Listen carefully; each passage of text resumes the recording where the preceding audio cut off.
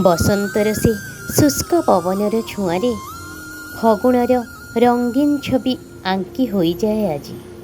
ଆମ୍ବ ବଉଳର ବାସ୍ନାରେ କାହିଁକି ମହକି ଉଠେ ମୋ ଚାରିପାଖ। ହଳଦୀ ରଙ୍ଗର ଶୁଷ୍କ ପତ୍ରଗୁଡ଼ିକ ପୁଷ୍ପ ପରି ବିଛେଇ ହୋଇଯାଏ ଭୂମିରେ କାହାର ପାଦସ୍ପର୍ଶ ପାଇଁ। କାହିଁକି ମୋ ମନ କୋହରେ ଭଇ ଯାଉଛି ଆଜି।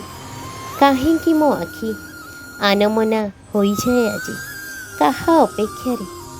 ବିଚ୍ଛେଦର ନିଆଁରେ କାହିଁକି ଜଳି ଉଠୁଛି ମୋ ହୃଦୟ।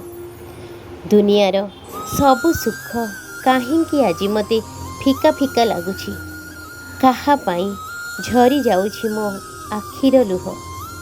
ବୟସର ଅପରାହ୍ନରେ ଆସି ମଧ୍ୟ ମୁଁ କ'ଣ ପୁଣି ପ୍ରେମରେ ପଡ଼ିଯାଇଛି। ଏମିତି କିଛି ପ୍ରଶ୍ନର ଉତ୍ତର ଖୋଜୁ ଖୋଜୁ ମୁଁ ଅନୁଭବ କଲି, ହଁ ମୁଁ ଆଜି ପ୍ରେମରେ ପଡ଼ିଯାଇଛି।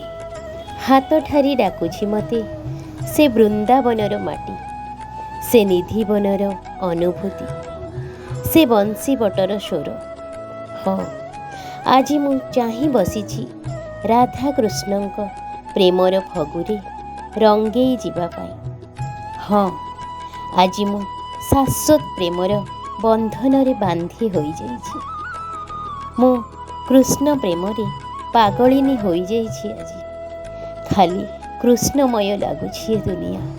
ସମର୍ପି ଦେଇଛି ଆଜି ମୁଁ ମୋ ମନ ପ୍ରାଣ ମୋ ଜୀବନକୁ ମୋ ପ୍ରାଣପ୍ରିୟ କୃଷ୍ଣଙ୍କ ନିକଟରେ।